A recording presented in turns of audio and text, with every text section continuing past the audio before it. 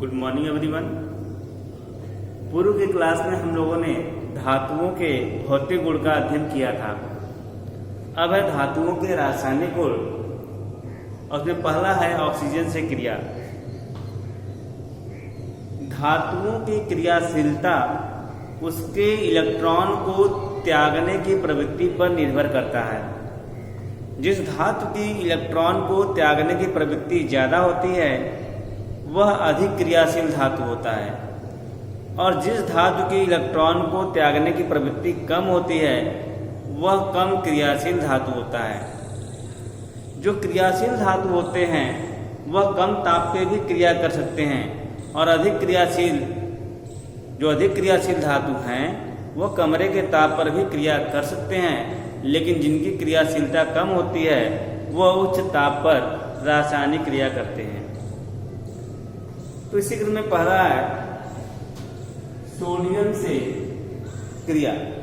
Sodium और potassium दोनों ही बहुत ही अधिक क्रियाशील धातुएं हैं, और सोडियम और पोटेशियम अधिक क्रियाशील होने के कारण कमरे के ताप पर ऑक्सीजन से क्रिया करके क्रमशः सोडियम ऑक्साइड और पोटेशियम ऑक्साइड का निर्माण करते हैं। जैसे देखिए, सोडियम और पोटेशियम अधिक क्रियाशील धातु होने के कारण कमरे के ताप पर ऑक्सीजन से क्रिया करके क्रमशः सोडियम और पोटेशियम ऑक्साइड का निर्माण करते हैं। ये सोडियम है,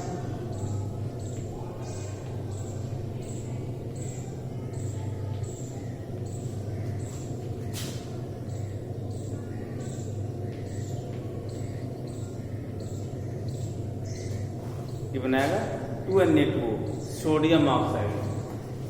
इधर पोटेशियम,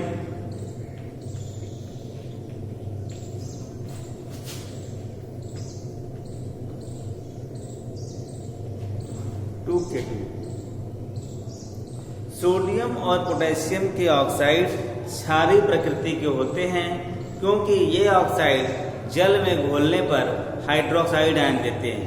जैसे हमने सोडियम ऑक्साइड ले लिया Na2O, और जब जल में घोलेंगे तो बना देता है 2NaOH, बनाता है सोडियम हाइड्रोक्साइड। ये सोडियम और पोटेशियम का ऑक्साइड क्षारीय प्रकृति के होते हैं, क्योंकि इनका जलीय विलयन लाल लिटमस पेपर को नीला कर देता है। इसको जलीय विलयन होगा, रेड लिटमस पेपर को नीले में कन्वर्ट कर देता है, इसलिए इनका जलीय विलयन क्षारीय होता है। ठीक इसी प्रकार से सोडियम और पोटेशियम गुण हो गया। तो सोडियम और पोटेशियम अधिक क्रियाशील होने के कारण कमरे के ताप पर ऑक्सीजन से क्रिया करते हैं। दूसरी ओर जो मैग्नीशियम धातु है ये सोडियम और पोटेशियम की तुलना में कम क्रियाशील होते हैं, इसलिए कमरे के ताप पर सामान्यतः ऑक्सीजन से क्रिया नहीं करते हैं। इसलिए मैग्नीशियम को ऑक्सीजन की उपस्थिति में गर्म करना पड़ता है। जब सोडियम धातु को वायु में गर्म करते हैं तब उच्च ताप पर ये मैग्नीशियम और ऑक्सीजन मिलकर मैग्नीशियम ऑक्साइड का निर्माण करते हैं। और जो मैग्नीशियम ऑक्साइड का जलीय विलयन होता है वह भी क्षारीय प्रकृति का होता है, क्योंकि मैग्नीशियम ऑक्साइड जल से मिलकर मैग्नीशियम हाइड्रोक्साइड का निर्माण करता है, MgOH का होल टॉइस। तो मैग्नीशियम ऑक्साइड का भी जलीय विलयन क्षारीय होता है, यह भी रेड लिटमस पेपर को ब्लू में कन्वर्ट कर देता है। तो ये क्रिया कमरे के ताप पे होती है सोडियम पोटेशियम की, लेकिन ये क्रिया गर्म करने की होती है, जो यह प्रदर्शित कर रहा है कि मैग्नीशियम धातु की क्रियाशीलता सोडियम और पोटेशियम की तुलना में कम होती है। तीसरा है एल्युमिनियम। एल्युमिनियम भी कम क्रियाशील होने के कारण ऑक्सीजन के साथ कमरे के ताप पर क्रिया नहीं करता है। जब एल्युमिनियम को ऑक्सीजन की उपस्थिति में गर्म करते हैं तब ये एल्युमिनियम ऑक्सीजन से क्रिया करके एल्युमिनियम ऑक्साइड का निर्माण करता है। यह क्रिया भी गर्म करने को होती है। तो जो एल्युमिनियम की क्रियाशीलता है यह भी सोडियम पोटेशियम से कम होती है। जो एल्युमिनियम ऑक्साइड है यह एम्फोटेरिक प्रकृति का होता है। यह एक उभयधर्मी ऑक्साइड है। इसकी प्रकृति होती है एम्फोटेरिक।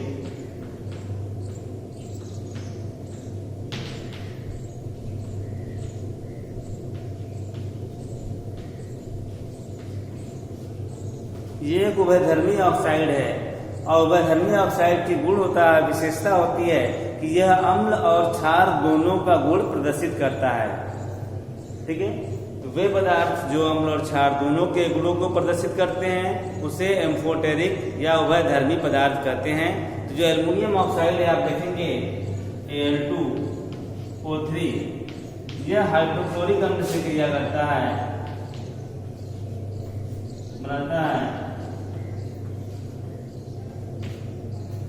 AlCl3 और 3H2।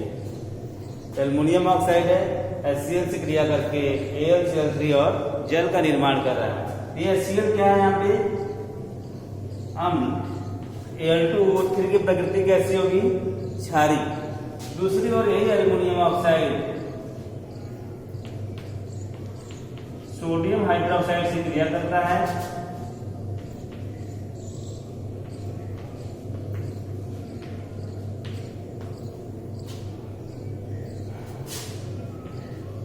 और हाइड्रोजन गैस उत्पन्न करता है।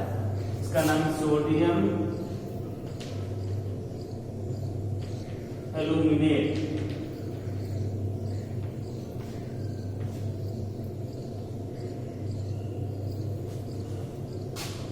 तो आप देख रहे हैं यहाँ पे एल्युमिनियम ऑक्साइड NaOH का यहाँ पर क्षार, और ये क्षार से क्रिया कर रहा है और क्षार से क्रिया करने के बाद बना रहा सोडियम एल्यूमिनेट। NaAlO2 को नाम दिया जाता है सोडियम एल्यूमिनेट। सोडियम एल्यूमिनेट और हाइड्रोजन गैस बाहर निकल रहा है। तो आप देख रहे हैं एल्युमिनियम ऑक्साइड अम्ल से भी क्रिया कर रहा है तो स्वयं क्षार का बिहेव करेगा, और यही एल्युमिनियम ऑक्साइड क्षार से क्रिया कर रहा है तो अम्ल की भांति व्यवहार करेगा। अब ये पदार्थ जो अम्ल और क्षार दोनों के गुणों को प्रदर्शित करते हैं उससे हम उभयधर्मी ऑक्साइड कहते हैं। ये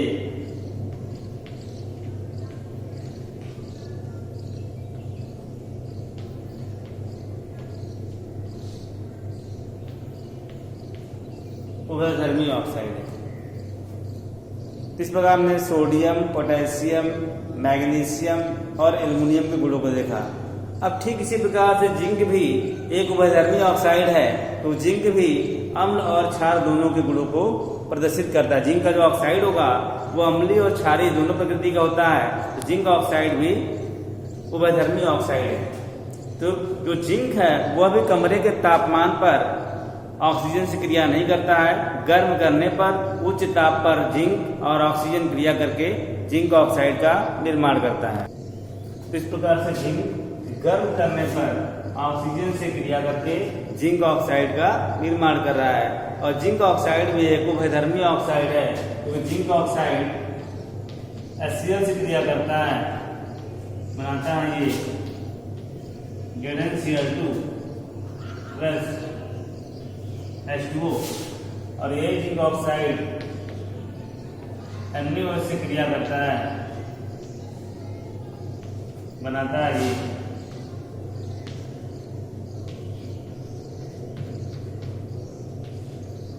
सोडियम जिंकेट।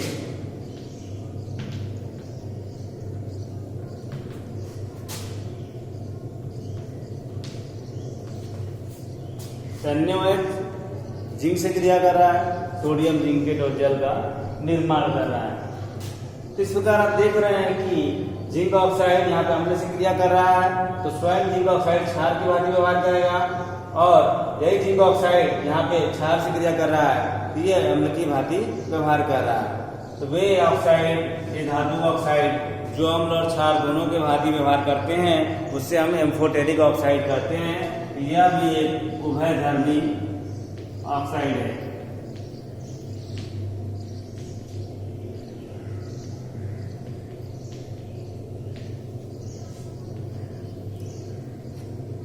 फिर है आयरन से क्रिया। तो आयरन, पहली बात आप जान लीजिए कि सोडियम, मैग्नीशियम, एल्युमिनियम, जिंक, ये सभी धातुएं ऑक्सीजन में बर्न कर जाती, जलने लगती है। लेकिन आयरन ऑक्सीजन से क्रिया तो करता है लेकिन जलता नहीं है। आपने मैग्नीशियम रिबन को जलते हुए देखा होगा, बिल्कुल फुलझड़ी की तरह जलते हैं। तो ये सब धातुएं जलने लगती है, लेकिन आयरन ऑक्सीजन की उपस्थिति में जलता नहीं है, लेकिन ऑक्सीजन से क्रिया करके ऑक्साइड का निर्माण करता है। तो आयरन गर्म करने पर ऑक्सीजन से क्रिया करके Fe3O4 बनाता है। इसे बोलते हैं आयरन सेकेंड थर्ड ऑक्साइड। ये आयरन ऑक्सीजन से क्रिया करके आयरन सेकेंड थर्ड ऑक्साइड का निर्माण करता है। तो ये हो गया सब ऑक्सीजन से क्रिया। आपने देखा कि सोडियम पोटेशियम कमरे के तापमान पे क्रिया कर रहे हैं, सोडियम पोटेशियम सबसे अधिक क्रियाशील है, फिर मैग्नीशियम, फिर एल्युमिनियम, जिंक और आयरन। इसके बाद आता है इससे कम क्रियाशील होता है कॉपर। कॉपर जब ऑक्सीजन से क्रिया करता है तो ब्लैक कलर का कॉपर ऑक्साइड का निर्माण करता है। ये ब्लैक कलर का होता है। तो कॉपर ऑक्सीजन से क्रिया करके कॉपर ऑक्साइड का निर्माण करता है। कॉपर भी ऑक्सीजन में बर्न नहीं करता है, लेकिन गर्म करने पर ऑक्सीजन से क्रिया करके कॉपर ऑक्साइड का निर्माण करता है। तो ये हो गया, पहला गुण हुआ ऑक्सीजन से क्रिया। बाकी गुण हम लोग अगली क्लास में अध्ययन करेंगे। धन्यवाद।